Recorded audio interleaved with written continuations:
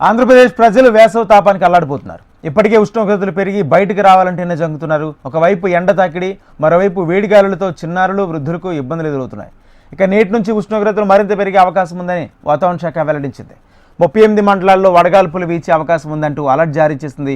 అయితే 2-3 రోజుల్లో వాతావరణం చల్లబడుతుందంటూ అధికారులు వెల్లడించారు. ఏప్రిల్ 3న బంగాళాఖాతంలో అల్పపీడనం ఏర్పడే అవకాశం ఉందన్న వాతావరణ శాఖ ఏప్రిల్ 7, 8, 9 తేదీల్లో భారీగా వర్షాలు పడతాయని చెబుతుంది. ఇదే అంశానికి సంబంధించి పూర్తి సమాచారం మా ప్రతినిధి అనురాధ అందిస్తారు. అనురాధ.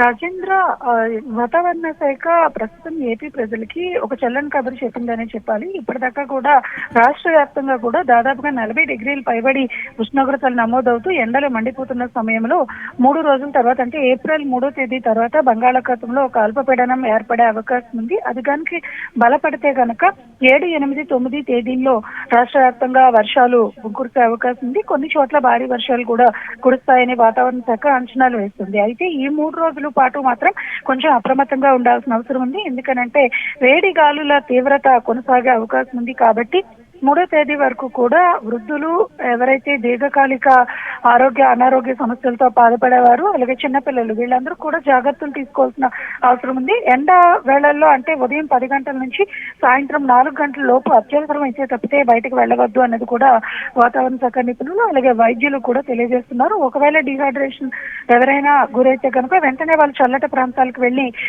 మంచినీరు ఎక్కువగా తాగడం, ఇటువంటి జాగ్రత్తలు అయితే మాత్రం తీసుకోవాలి. ప్రస్తుతం ఈ రోజు వరకు చూసుకుంటే కనుక మొత్తం ఏపీ అంతటా కూడా 38 నుంచి 80 మండలాల లోపు వేడిగాలుల తీవ్రత ఉండే అవకాశం ఉంది.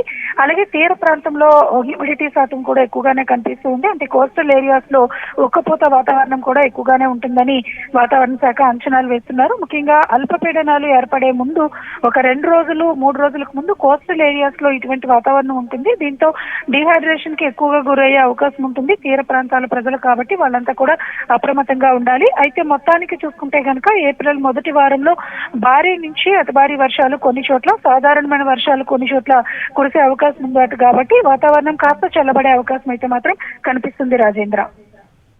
Right, thank you Anuradha.